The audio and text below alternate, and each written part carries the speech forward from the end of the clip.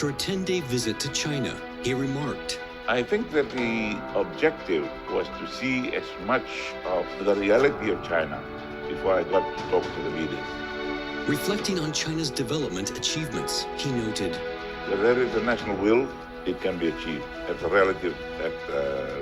our own relative pace. In response to demands from some countries to take sides, he stated, I do not want to be drawn into that. And if others do not like that and want to alienate us because of that, they're free. Fiji's Prime Minister, Sitiveni Rabuka, sat down in an exclusive interview with Leaders Talk. Stay tuned.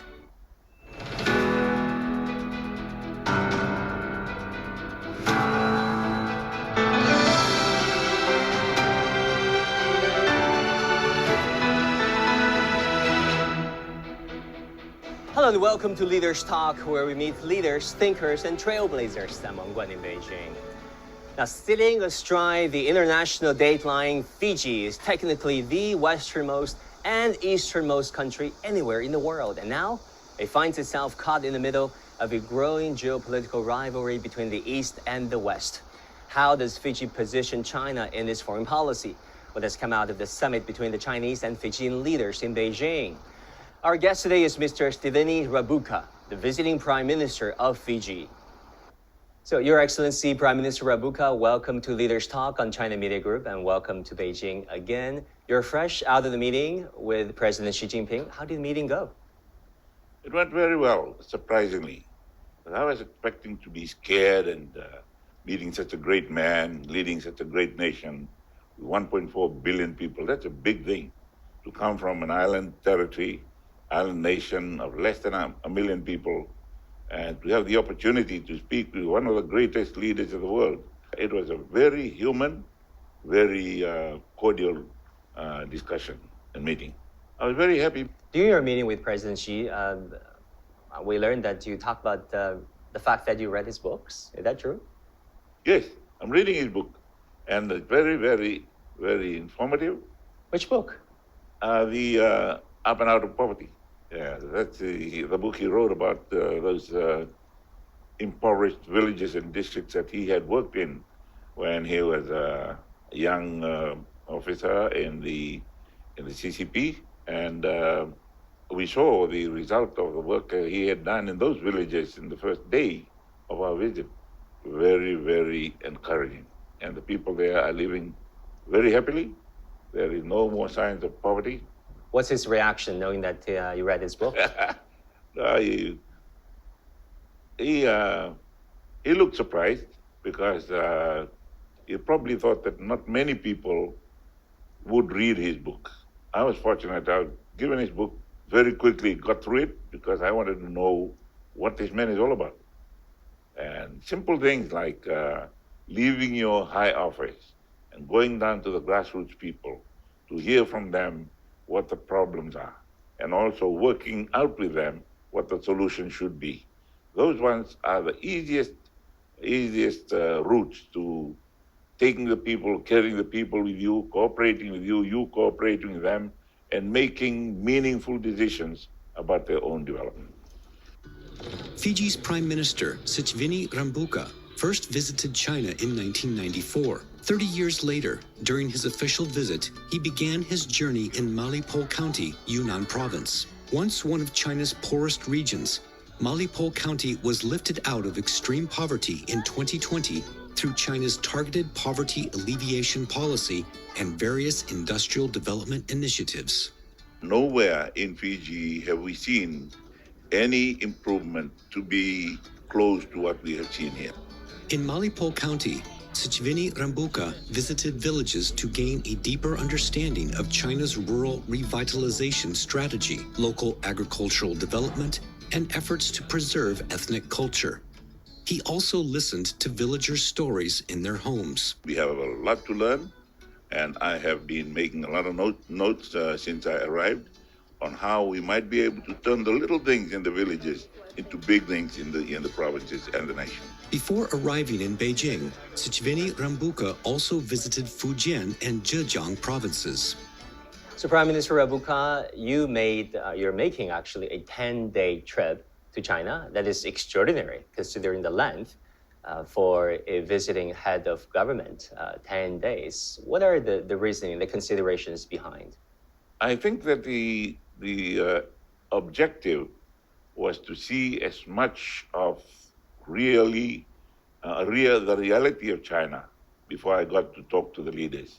Otherwise, it would have been just a courtesy call. You know the right things you want to say to the leaders. And I have just confirmed to him that we appreciate very much what he has done and the role that China plays in the world today. On your first stop to that mountainous village in Yunnan, and your next trip took you to CATL, one of the largest lithium-ion batteries for electric vehicles in China. What's your takeaway from that trip? You're way ahead of most other countries around the world. We would like to move faster. We would like to develop faster. We have a lot of hydroelectricity sources still available that have not been developed. Those are the areas that we want to go into. Rather than getting that, we keep buying our fuel, our gases. Mr. Prime Minister, can you show you a video? It is a video of none other than you yourself, I believe, in Yiwu, China. So you are basically, as I understand, watching a live streaming e-commerce. That is a transaction volume is astronomical. Yeah. You look pretty serious in that video, listening seriously and thinking. So, Mr. Prime Minister, what went through your mind watching it? What was going through my mind is that my great-grandchildren have these little things with them. But we use it to watch cartoons and things like that, not to engage in e-commerce, where you can sit somewhere and what's that? I want that. And you place your order. And it'll come through the mail, through the air, by sea, whatever. But on the day they promise you, those two young people chatting to each other, say, it'll get to you on such and such a day. It does. That was the most amazing thing I was thinking during those times. When my great-grandchildren can play around with those gadgets without realizing that they could be the biggest shaker of the world of today and the years to come, e-commerce. So, Mr. Prime Minister, maybe you can start considering bringing this live streaming e-commerce back to Fiji, or helping Fiji products being featured via these platforms, selling more Fiji products to the 1 billion Chinese consumers. Yes, we have some products. What we have to do is to tell the people that they are good. Once you do that, they will be bought. And the easiest way to sell them is all through those influencers. Okay, so talking about China-Fiji relations, what keywords would you use to characterize, to define this relationship as it evolves and develops? I believe that we are basically tribal people. We are people of the region, and we have that affinity, that natural affinity with one another. Mutual respect, respect for our differences, and cooperation in our similarities for the development of those areas. Can you elaborate going forward? Well, going forward, we will have to, China will have to understand the slow economic progress rate we have. Everybody has been talking about, look, we need this, we need these roads. And we have to, as leaders, have to educate our people. Look, we cannot have those bullet trains traveling all over Fiji. They'll run out of rail, run out of miles. You took a bullet train. Yes. You took a ride on it. Yeah. Three rides. Liked it? I liked it. We have been talking about the Chinese path towards modernization over the past 40, 50 years. As an outsider, as an observer, how would you tell your Pacific friends when you go back home about the Chinese path towards modernization now that you've spent so much time here?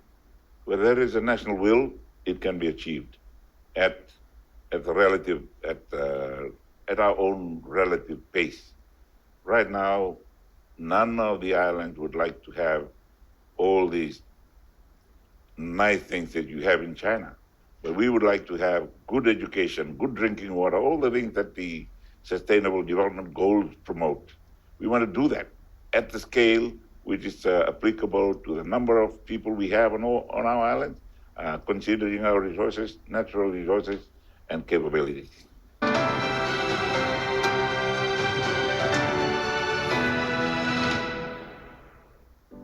Fiji is located in the heart of the southwestern Pacific, spanning both the eastern and western hemispheres, with the 180-degree meridian running through it.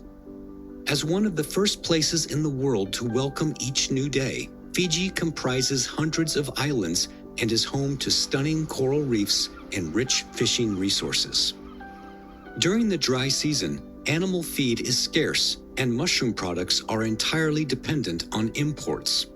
Overcoming numerous challenges, Chinese experts have grown Junsao grass seedlings in Fiji, transforming it into vast grasslands. This effort has laid the foundation for Fiji's own edible mushroom industry. Additionally, Fiji's climate is well suited for sugarcane, and sugar production has become a traditional industry, earning Fiji the nickname Sweet Island. Over the years, China has helped Fiji improve yields, increase sugar content, and reduce crop diseases. The Fijian proverb, "A bud will give birth to millions of fruits," symbolizes the fruitful cooperation between China and Fiji, which has not only borne economic rewards, but also strengthened the deep friendship between the two nations. Talking about agriculture, I heard that Juntao, or mushroom grass, is fast becoming very popular in Fiji and other Pacific Island states.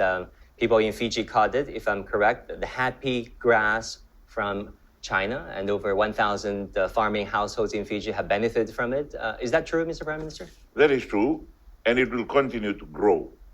As we run out of grazing land, there will be a need for us to rely more on lot feeding for our cattle, particularly in the dairy cattle. And we reduce the size of the farm, but we increase the production. And I heard that it's also good for oil preservation and anti-desertification. Yes, it is good for both because you can also use a product from it to grow mushroom. And mushroom is getting very, very popular in the world now. My producer got me this photo. It is from Fiji, the happy grass. Right. From China. Good for soil preservation and gaining yields and for animal feeds and as well as crops. It's a beautiful place. Happy faces. Big mushrooms there, I must say. Ooh. It was never a regular appearance in Fijian tables, mushroom. It's been developed lately, very lately. So why is mushroom so big in Fiji? Because it looks good. When the Chinese eat it, must be good, so we start eating. No, they develop the taste, and now it's part of that. Talking about climate change, it is an issue that is very dear to your heart. You talk so much about ocean in many of your addresses and speeches. Perhaps I can ask you to educate and inform our viewers in China and around the world about what ocean means to you as you're the leader of a country, archipelago country, consisting of over 300 islands surrounded by oceans. What does ocean mean to you? Well, the ocean is what connects us and what keeps us together. We are in the Pacific Ocean. On the west, we have Asia. On the east, we have America. To the north, we have the North Pole. To the south, we have the South Pole. So we are connected to the world by the Pacific Ocean. And it is the source of life, the source of food, the source of health and wealth for the people of the Pacific. You recently at UNGA said that Fiji is bearing the brunt of the climate crisis, although Fiji didn't really start it, and you called the Pacific Ocean is fast becoming the world's carbon sink. Help us understand, Mr. Prime Minister, the imminent danger of a changing climate to countries like Fiji. Right now, we're witnessing a lot of coastal erosion, rising sea levels threatening many villages. We are into our village relocation programs where we move them a little higher up the hills, up the slopes. Talking about inundation, seawater inundation, we are very fortunate that China has come forward with the types of rice and sugarcane that can survive in those areas. So there is no need for us to move the sugarcane fields up the hills. We can still plant sugarcane where we have been planting sugarcane, but with the new varieties that can survive. Mr. Prime Minister, you said countries like Fiji in the Blue Pacific are caught in the middle of growing geopolitical tensions. What would be your message to those who are fueling rivalries and encouraging Cold War-style bloc confrontations these days? I believe we should understand our differences, as I said in response to one of your earlier questions, and work on our differences. And one of the principles of peaceful coexistence, the harmonious resolution of differences. Do not use force or the threat of force. And they are all in line with what I have in mind as I propose the ocean of peace. The Pacific has suffered a lot in the world wars. And now we would like to put all those behind us and develop an ocean of peace. And it's something that we must all strive for and not use our own will or wish to dominate, interfere with the harmonious coexistence of those in the region. But do you feel sometimes countries like Fiji is cornered to choose friends? Because I've watched your interviews with some media outlets whereby you were basically grilled to pick sides as if you're either with China or with them. How do you feel about that? I do not want to be drawn into that because we are friends with China and we are friends with others who may not be so friendly with China. And if others do not like that and want to alienate us because of that, they're free. If they cut us off, we will survive. Yeah, we've seen how bloc confrontations unfold in the days of the Cold War. Mr. Prime Minister, you have this 2050 strategy for Blue Pacific continent, a concerted effort by you and your brother states, sister states in the region. What is that? Well, it's all to do with the development goals of the world, of the United Nations, and the global sustainable development goals. We would like to continue and pursue those and pursue them peacefully and ensure the prosperity of the people and the land continue to improve without destroying any of our oceans, our lands, and our resources. We have so much that we have inherited and which is needed by the rest of the world. We do not want to exploit those to our own, to the detriment of our own peoples. I've come here and I've seen your fish farming, your net farming in the ocean.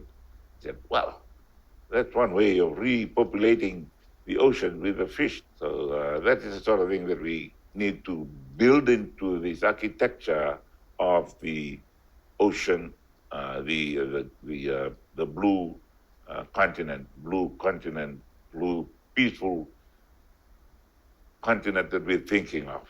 And you said global solidarity and collective well-being of humanity is your ultimate goal. On the other hand, President Xi has been sharing his proposal of building this community of shared future, in particular, community of shared future between China and Pacific Island states. Do you identify with them? Because of your own identify very, very much with his ideals, grown out of village settings, and you are closer to nature then. And you know what is important to nature? Nature is peace. Everything about nature is peaceful. So when you have that, when you were brought up in that, and it's in your psyche, it's in your body, it's in your mind. Fiji joined the Group of Friends for Global Development Initiative, another initiative proposed by President Xi Jinping. Why would you join it? Why would Fiji be part of it? Because it's the way the world is going. The way the world is going should be where we should be also going. And why be left behind? You represented Fiji, this is impressive, in not one or two, but 4 sports during the 1974 British Commonwealth Games in shot put, hammer throw, discus, and wow, decathlon. And also you represented Fiji National Rugby Union team in the 1970s. I want to ask you this, Mr. Prime Minister, what do doing sports have in common with doing politics and governing a state? The drive to achieve something. In the team, in sport, you want to do well for the team. In politics, you want to do well for the nation. So we're marking the 75th anniversary of the founding of People's Republic of China. Before we let you go, can we ask you to say a few words to the nation as we will be celebrating our 75th anniversary? I congratulate China on its 75 years of this great journey. And next year, we celebrate 50 years of our own diplomatic relations. And I, this afternoon, had conveyed an invitation from my president to your president, if you could, on one of his overseas trips next year, make a detour and call on Fiji. We would like to celebrate with him our 50 years of diplomatic relations. Prime Minister Rabuka, thank you so much for this opportunity. Thank you. Thank you.